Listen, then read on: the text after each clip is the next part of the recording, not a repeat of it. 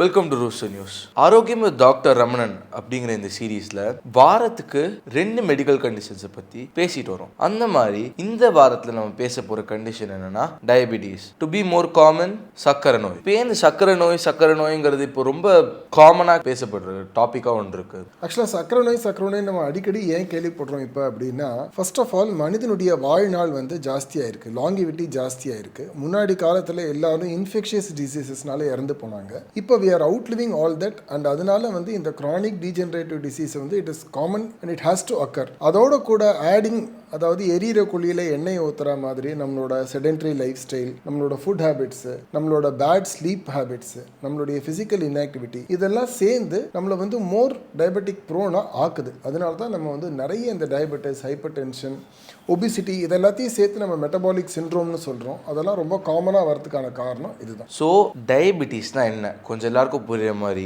சிம்பிளாக சொல்லுங்களேன். இது ரொம்ப ஈஸியாக புரிஞ்சுக்கணும் அப்படின்னா, நம்ம பரோட்டா சாப்பிடலாம், தோசை சாப்பிடலாம், பிரியாணி சாப்பிடலாம். அதெல்லாம் நம்ம வயிற்றுக்கும் நாக்குக்கும் மட்டும்தான். ஆனால் நம்ம உடம்புல இருக்கிற ஒவ்வொரு செல்லும் யூட்டிலைஸ் பண்ணக்கூடிய ஒரே ஒரு விஷயம் அந்த குளுக்கோஸ் மட்டும்தான். நீ என்னவே சாப்பிட்டாலும் செல்னால் குளுக்கோஸை மட்டும்தான் யூஸ் பண்ணிக்க முடியும். ஆனால் ஒரு செல்லுக்குள்ளேயும் இந்த குளுக்கோஸ் போகணும் அப்படின்னா அதுக்கு இன்சுலின்கிற ஹார்மோன் கணையத்துலேருந்து செக்ரீட் ஆகி வரணும். அந்த இன்சுலின் தான் இந்த குளுக்கோஸ் செல்லுக்குள்ளே போகிறதுக்கு உதவி பண்ணுற ஹார்மோன். அப்போ இன்சுலின் பற்றாக்குறையினால் என்ன நடக்குது அப்படின்னா, இந்த செல்லால் குளுக்கோஸை எடுத்துக்க முடியல. ஃபார் எக்ஸாம்பிள், உனக்கு ஈஸியாக புரியணும்னு சொன்னேன் அப்படின்னா, உன்னால் பேங்க்கில் 1 கோடி ரூபா உனக்கு இருக்கலாம். ஆனால் ஏடிஎம் கார்டு இருந்தால் தான் உன்னால் போய் அந்த பணத்தை ட்ரா பண்ணி செலவு பண்ண முடியும். அது மாதிரி இந்த இன்சுலின் இருந்தால் தான் இந்த செல்னால் அந்த குளுக்கோஸை யூட்டிலைஸ் பண்ணிக்க முடியும்.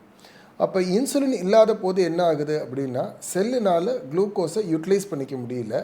அண்ட் ரத்தத்தில் ஃப்ரீயாக சுற்றிட்டு இருக்கிற குளுக்கோஸ் நிறைய சேட்டை பண்ண ஆரம்பிக்குது.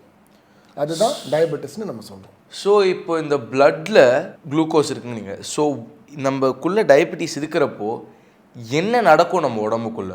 What is happening? இதுக்கு காமனாக நாங்கள் மெடிசனில் என்ன சொல்லுவோம் அப்படின்னா, you are as volt as your blood vessels and spine அப்படின்னு நம்ம சொல்லுவோம். உன்னுடைய ஏஜ் என்ன அப்படின்னு சொல்லணும் அப்படின்னா, உன்னோட ரத்த நாளத்தோட ஏஜ் அண்ட் உன்னோட முதுகுத்தண்டோட ஏஜை தான் நம்ம சொல்லலாம் அப்படின்னு சொல்லுவோம். இந்த பிளட் குளுக்கோஸ் ஜாஸ்தியாக இருக்கிறதுனால என்ன ஆகும் அப்படின்னா, செல்லுனால் பிளட் குளுக்கோஸை யூட்டிலைஸ் பண்ணிக்க முடியாது. பிகாஸ் இன்சுலின் பற்றாக்குறை இருக்குது. அப்போ நம்ம அடிக்கடி டயர்டாக ஃபீல் பண்ணுவோம். நம்மளால் நிறைய வேலைகளை நம்ம பார்க்க முடியாத மாதிரி ஆகிடும். இது ஜென்ரல் டயர்ட்னஸ் ஆகிடும். இதை தவிர இந்த சுற்றிட்டு இருக்கிற குளுக்கோஸ் என்ன ஆகும் அப்படின்னா, நம்ம ஈஸியாக புரிஞ்சுக்கணுன்னா, உருளைக்கிழங்கு அடுப்பில் வச்சோம் அப்படின்னா அது எப்படி கருகி போகுதோ அதை கிளைகேஷன்னு சொல்கிறோம். இந்த குளுக்கோஸும் நம்ம உடம்புல இருக்கிற ப்ரோட்டீனையும் ஃபேட்டையும் கிளைகேட் பண்ண ஆரம்பிக்கும். அண்ட் அதனால நிறைய டேமேஜஸ் நடக்க ஆரம்பிச்சிடும். இதெல்லாம் நம்ம அட்வான்ஸ் கிளைகேஷன் எண்ட் ப்ராடக்ட்ஸ் அப்படின்னு சொல்கிறோம். இதெல்லாம் சேர்ந்து என்ன பண்ணுது, நம்மளோட பிளட் வெசல்ஸ், நம்மளோட நர்வ்ஸு, நம்மளோட உடம்போட ஒரு பகுதியும் அஃபெக்ட் பண்ணுது. கண், ரெட்டினா, நர்வ்ஸு, பிளட் வெசல்ஸு, கால், கை எல்லாமே இதில் அஃபெக்ட் ஆக ஆரம்பிச்சிருது.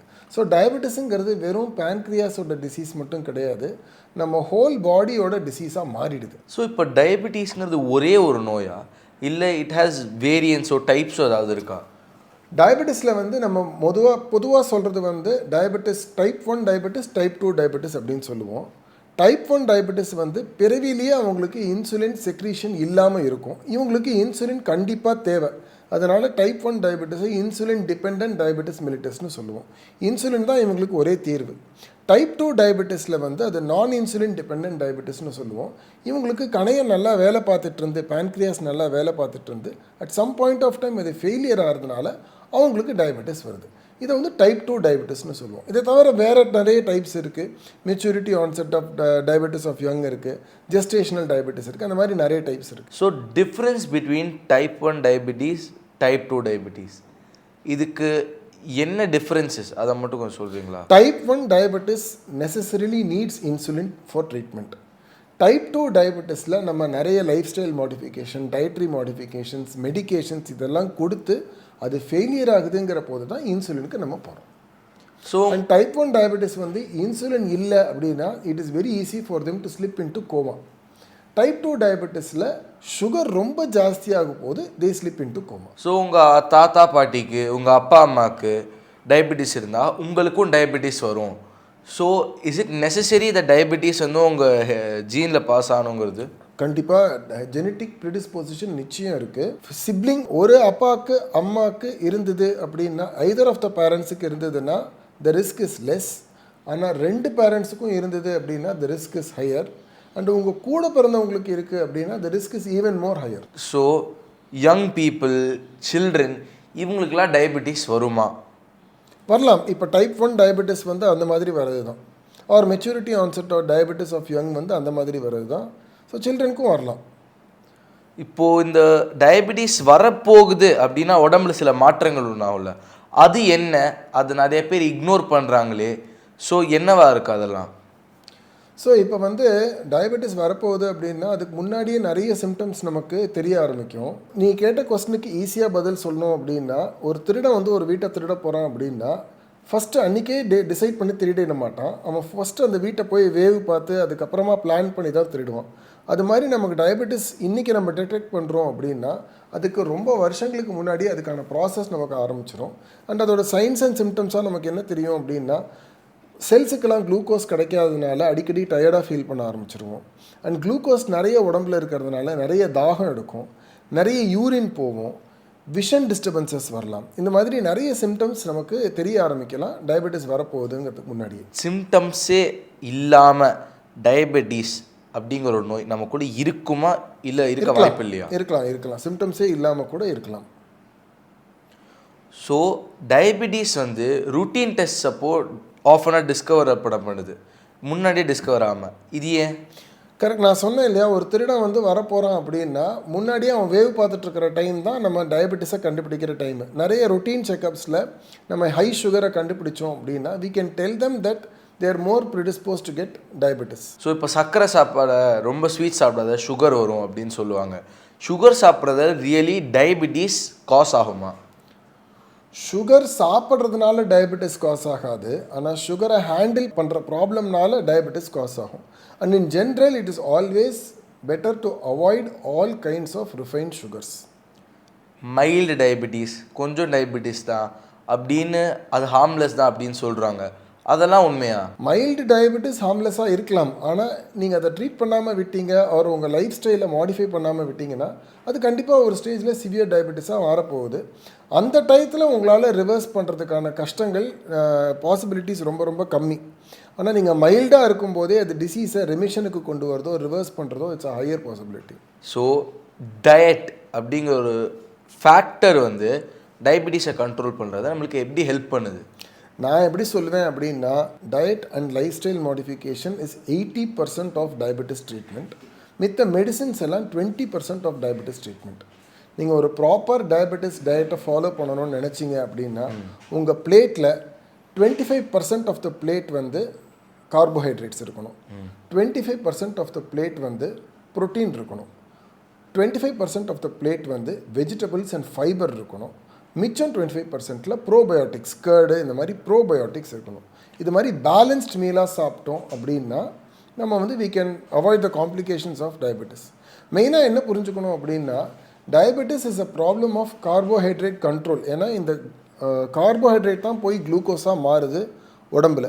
ஸோ அந்த கார்போஹைட்ரேட்டை வந்து நம்ம சூஸ் பண்ணுற கார்போஹைட்ரேட்ஸ் வந்து காம்ப்ளெக்ஸ் கார்போஹைட்ரேட்ஸ், அரிசி, கோதுமை, உருளைக்கிழங்கு, இந்த மாதிரி இருக்கிற காம்ப்ளெக்ஸ் கார்போஹைட்ரேட்ஸை கொஞ்சமாக எடுத்துக்கிட்டோம் அப்படின்னா இதெல்லாம் உடம்புல போய் உடனே சுகராக மாறாது. அப்போ நம்ம டைம் எடுத்து அந்த சுகரை மாறுது. ரெண்டாவது, ரிஃபைன்டு சுகர்ஸ், குளுக்கோஸ், இந்த மாதிரி நம்ம எடுத்துக்கும் போது அது உடனே உடம்புல இன்சுலின், குளுக்கோஸ் ஸ்பைக் காஸ் பண்ணுறதுனால அவ்வளோ பெரிய குளுக்கோஸ் ஸ்பைக்கை உடம்பால் ஹேண்டில் பண்ண முடியாமல், அவ்வளோ இன்சுலின் இல்லாமல் நம்ம உடம்பு தவிக்குது. அதனால் முடிஞ்ச வரைக்கும் complex carbohydrates, proteins, essential fats, fibres, இதை நல்லா பேலன்ஸ் பண்ணி நம்ம எடுத்துக்கிட்டோம் அப்படின்னா it's a complete diet for diabetes. இப்போது டயபெட்டிஸ் இருந்தால் வாக்கிங் போங்க, ஜாகிங் போங்க, இந்த மாதிரி எக்ஸசைஸ் பண்ணுங்கன்னு சொல்கிறாங்களே. What is the role of exercise in the remission of diabetes? இது வந்து ஆக்சுவலாக ஒரு ரொம்ப இன்ட்ரெஸ்டிங்கான கொஸ்டின். நம்ம என்ன சொல்லியிருக்கோம் இது வரைக்கும் அப்படின்னா, உடம்புல இருக்கிற ஒவ்வொரு செல்லுக்கும் குளுக்கோஸ் போகணுன்னா அதுக்கு இன்சுலின் கண்டிப்பாக தேவை அப்படிங்கிறத நம்ம சொல்லியிருக்கோம். ஆனால் அதுக்கு ஒரே ஒரு எக்ஸெப்ஷன் இருக்குது. அது வந்து நம்ம மசில் செல்ஸ்க்குள்ளே குளுக்கோஸ் போகிறதுக்கு இன்சுலினுக்கான தேவையே கிடையாது. அதனால நம்ம வந்து மசில் மாஸை நம்ம இன்க்ரீஸ் பண்ணோம் அப்படின்னா நம்மளை இன்சுலின் ரிக்குவயர்மெண்ட்டை கம்மி பண்ண முடியும், டயபெட்டிக் கண்ட்ரோலில் கம்மி பண்ண முடியும். ஸோ நான் மசில் மாஸை ஜாஸ்தி பண்ணுன்னு நான் சொல்கிறேன் அப்படின்னா எல்லாருமே நம்ம நினச்சிப்போம் அர்னால்ட் ஷ்வார்ஸ்நெகர் மாதிரி நம்ம ஆயிடணும் அப்படின்னு நம்ம நினைக்கிறோம். அந்த மாதிரி ஆக வேண்டாம். நம்ம இப்போ இருக்கிறதோட ஒரு 10%, 5% நம்ம மசில் மாஸை இன்க்ரீஸ் பண்ண ஆரம்பித்தோம்னாலே நம்மளோட டயபெட்டிக் கிளைசிமிக் கண்ட்ரோலை வந்து நம்ம நல்ல விதமாக கொண்டு வர முடியும். அதனால வாக்கிங், ஜாகிங் எல்லாம் ஒரு கார்டியோ எக்ஸசைஸ். அதையும் தாண்டி கண்டிப்பாக diabetic patients weekly 3 to 4 times எஃபெக்டிவான ஸ்ட்ரென்த் ட்ரைனிங் பண்ண ஆரம்பிச்சிங்க அப்படின்னா மசில் மாஸை வந்து நல்லா இன்க்ரீஸ் பண்ண முடியும். அதனால உங்களுடைய டயபெட்டிக் மெடிகேஷன்ஸை குறைக்க முடியும், இன்சுலினை குறைக்க முடியும், அண்ட் உங்களால் you will also be able to see good benefits out of. So இப்போ ஒர்க் பண்ணுறவங்க மோஸ்ட்லி லாங் ஒர்க்கிங் ஹவர்ஸோடையும் லாட் ஆஃப் ஸ்ட்ரெஸ் அண்ட் ப்ரெஷரில் இருக்காங்க. ஸோ இந்த ஸ்ட்ரெஸ்ஸும் ஸ்லீப்பும் டயபெட்டிஸை எப்படி அஃபெக்ட் பண்ணுது? டெஃபினட்டாக அஃபெக்ட் பண்ணும். ஸ்ட்ரெஸ் வந்து கார்டிசாலை ஜாஸ்தி பண்ண போகுது. Cortisol is a diabetic bro hormone. So அது உங்களுடைய டயபெட்டிஸை இன்னும் வர்சன் தான் பண்ண போகுது. அதனால it is very effective that you learn to manage your stress. உங்களோட ஸ்லீப்பிங் ஹவர்ஸை ரெகுலேட் பண்ணி அது மாதிரியும் ஈஸியாக உங்களோட சுகரை நீங்கள் கண்ட்ரோலுக்கும் கொண்டு வர முடியும். இது வந்து ரொம்ப ignored facts of diabetes treatment. ஆனால் they are all playing a vital role in diabetic treatment. இப்போது நீங்கள் லைஃப் ஸ்டைல் சேஞ்சஸ் பண்ணால் போதும், லைஃப் ஸ்டைல் 80% சொல்கிறீங்க. இந்த ஸ்டேஜ் ஆஃப் டயபெட்டிஸில் இந்த மெடிசன்ஸ் ரிக்வயர் ஆகுது. எந்த ஸ்டேஜ்னு சொல்கிறத விட நம்ம எப்போ நம்மளால் நம்மளோட பிளட் சுகரை கண்ட்ரோலில் கொண்டு வர முடியலை வித் லைஃப் ஸ்டைல் சேஞ்சஸ் அப்படின்னா that is a stage wherein you have to start taking medications. இன்சுலின்ங்கிறது ஒரு ஃபெயிலியர் மெத்தடா? டெஃபினட்டாக கிடையாது. நம்ம ஆனால் நம்மளுடைய லைஃப் ஸ்டைல்னால இன்சுலினோட ரிக்குவயர்மெண்ட்டை குறைக்க முடியும். இது ஈஸியாக நம்ம புரிஞ்சுக்கணும் அப்படின்னா ஒரு குதிரையை வச்சு ஒரு வண்டியை ஓட்டுறோம். அந்த குதிரை ஃபெயில் ஆகுது, அந்த குதிரையால் முடியலை அப்படின்னா முதல்ல அந்த குதிரைக்கு நல்லா ஊட்டச்சத்து கொடுத்து அது இன்னும் கொஞ்சம் ஓட்ட பார்க்குறோம். அப்படி இல்லைன்னா அந்த குதிரையை விட்டு வேற ஒரு குதிரையை வச்சு தான் அந்த வண்டியை ட்ரை பண்ணி பார்க்குறோம். அது மாதிரி நம்மளோட உடம்போட இன்சுலினால் இதை ஹேண்டில் பண்ண முடியல அப்படின்னா அதுக்கு எக்ஸ்ட்ரா நம்ம சப்ளிமெண்ட் பண்ணி நம்ம கிளைசிமிக் கண்ட்ரோலில் கொண்டு வரது நல்லது தான். இந்த டயபெட்டிஸ்ங்கிறது பேங்க்ரியாட்டிக் டிசீஸ், பேங்க்ரியாஸில் உண்டாகிற ஒரு நோய். அது எதுக்கு ரெட்டினா, நர்வ்ஸ், இந்த மாதிரி வேறு ஆர்கன்ஸை வந்து அஃபெக்ட் பண்ணுது? ஏன்னா ஹைப்பர் கிளைசிமியா உடம்புல வந்து சுகர் வந்து ஜாஸ்தியாக சுற்றிகிட்டே இருக்குது பிளட்டில். இந்த சுகர் வந்து இந்த குளுக்கோஸ் மாலிக்யூல்ஸ் வந்து செல்ஸால் எடுத்துக்க முடியல, பிகாஸ் இன்சுலின் அதில் இல்லை. ஸோ இந்த குளுக்கோஸ் மாலிக்யூல்ஸ் சுற்றிட்டு இருக்கிற குளுக்கோஸ் மாலிக்யூல்ஸ் வந்து கொழுப்பு, ப்ரோட்டீன் இதெல்லாம் போய் கிளைகேட் பண்ணி அதோடைய ஸ்ட்ரக்சரை மாற்றி அந்த பிளட் வெசல்ஸோட லைனிங்கில் இருக்கிற எண்டோத்தீலியம்ங்கிற ஒரு ப்ரொடெக்டிவ் லேயரை அஃபெக்ட் பண்ணுது. அதனால பிளட் வெசல்ஸ் அஃபெக்ட் ஆகுது. இந்த பிளட் வெசல் அஃபெக்ட் ஆகிறதுனால ரெட்டினாக்கு போகிற பிளட் வெசல் அஃபெக்ட் ஆகும்போது ரெட்டினோபதி ஆகுது. ஹார்ட்டுக்கு போகிற பிளட் வெசல் அஃபெக்ட் ஆகிறதுனால ஹார்ட் அட்டாக் ஆகுது. பிரெயினுக்கு போகிற பிளட் வெசல் அஃபெக்ட் ஆகிறதுனால ஸ்ட்ரோக் வருது. கிட்னிக்கு போகிறது அஃபெக்ட் ஆகிறதுனால கிட்னி டிசீஸ் வருது. இது மாதிரி ஒவ்வொரு இடமும் அந்தந்த பிளட் வெசல் அஃபெக்ட் ஆகிறதுனால அந்த டிசீசஸ் வருது. ஸோ இப்போ குட் கண்ட்ரோல் ஆஃப் சுகர் லெவலோ இந்த மாதிரி நம்ம சுகரை கண்ட்ரோலில் வச்சுருக்கிறதால காம்ப்ளிகேஷன்ஸ் ஆஃப் டயபெட்டிஸ் வந்து கண்ட்ரோலில் இருக்க வாய்ப்பு இருக்கா? டெஃபினெட்லி. நம்ம ஒரு டயபெட்டிக் பேஷண்ட்டை வந்து லாங் டேர்மாக ஃபாலோ அப் பண்ணும்போது அவங்க எவ்வளோ எஃபெக்டிவாக அவங்க சுகரை கண்ட்ரோலில் வச்சுருக்காங்களோ அவ்வளோ லாங் டேர்ம் காம்ப்ளிகேஷன்ஸ் அவங்களால ப்ரிவெண்ட் பண்ண முடியும். ஸோ இந்த டயபெட்டிஸ் வந்து க்யூர் பண்ணலாம், இல்லை டயபெட்டிஸ் வந்து ரிவர்ஸ் பண்ணலாம் அப்படின்னு சொல்கிறாங்களே, is that possible? Diabetes reversal is very much possible. ரிவர்சல்னால் என்னன்னு புரிஞ்சுக்கணும். ஒன்று, இப்போ நீங்கள் இன்சுலினில் இருக்கீங்க அப்படின்னா இன்சுலினோட டோஸை குறைக்க முடியறது ஆர் இன்சுலின் இல்லாமல் பண்ணுறது is a form of diabetic reversal.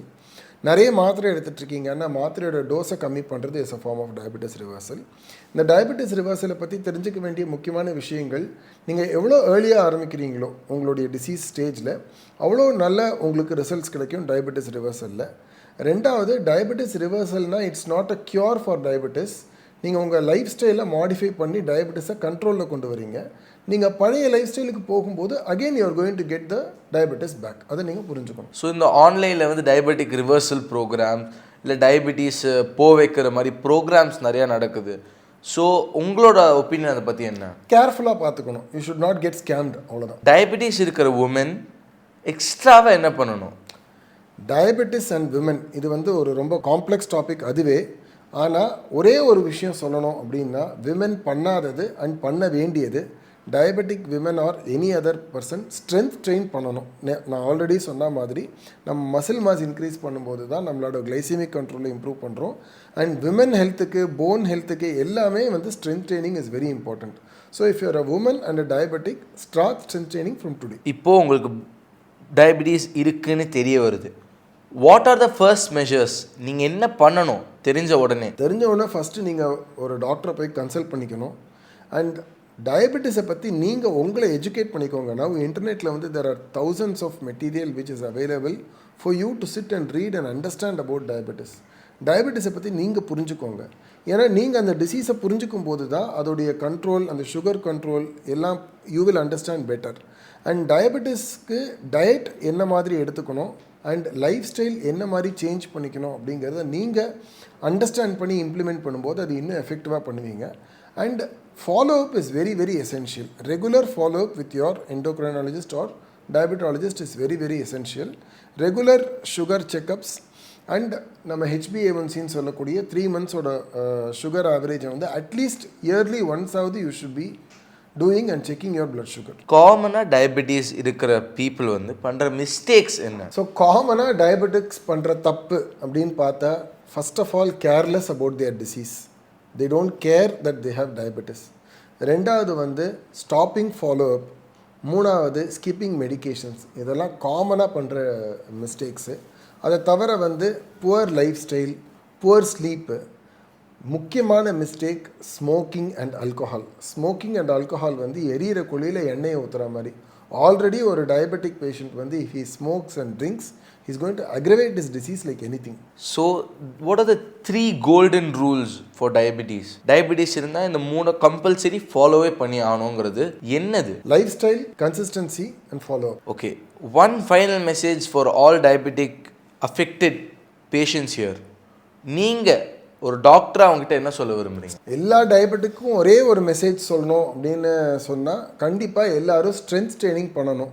Strength training பண்ணும்போது மசில் மாஸ் இன்க்ரீஸ் ஆகுது, டயபெட்டிக் கண்ட்ரோல் இம்ப்ரூவ் ஆகுது. அதோடு சேர்ந்து உங்கள் டிசீஸ் மேலே நீங்கள் கொஞ்சம் அக்கறை எடுத்து நல்லா ஃபாலோ பண்ணிக்கிட்டீங்க அப்படின்னா you can keep your diabetes under control. இந்த வீடியோ பார்த்துட்டு இருக்கிற நீங்கள் உங்கள் வீட்லேயோ இல்லை உங்களுக்கு தெரிஞ்சவங்க யாருக்கோ டயபெட்டிஸ் இருந்துச்சுன்னா அவங்களுக்கு இதை ஷேர் பண்ணிட்டு, மேலும் இந்த மாதிரி ஒரு மெடிக்கல் கண்டிஷன்ஸ் பற்றி தெரிஞ்சுக்கணும்னு உங்களுக்கு ஆசை இருந்துச்சுன்னா நம்ம சேனலை சப்ஸ்கிரைப் பண்ணிக்கோங்க. உங்களுக்கு டயபெட்டிஸ் பற்றி இன்னும் ஃபர்தர் டவுட்ஸ் இருந்துச்சுன்னா கமெண்ட் செக்ஷனில் கேட்டுங்க. Will be more then happy to give you the answer. And அடுத்து என்ன டிசீஸை பற்றி நம்ம டாக்டர் ரமணன் கூட டிஸ்கஸ் பண்ணலாங்கிறத கமெண்ட் செக்ஷனில் போடுங்க. தேங்க்யூ. ஊடகம், கார்ப்பரேட், அரசியல்வாதிகளின் கைப்பாவையாக அடிமைகளாக இருந்தது போதும். இனி சாட்டை எடுத்து சுழற்றும் நேரம் வந்துவிட்டது. ஊடகம் பொதுமக்களாகிய உங்களுக்காக, உங்களாலேயே இயக்கப்பட வேண்டும். ஊடக சுதந்திரத்திற்காக உங்களின் பங்களிப்பை இன்றே அளித்திடுங்கள்.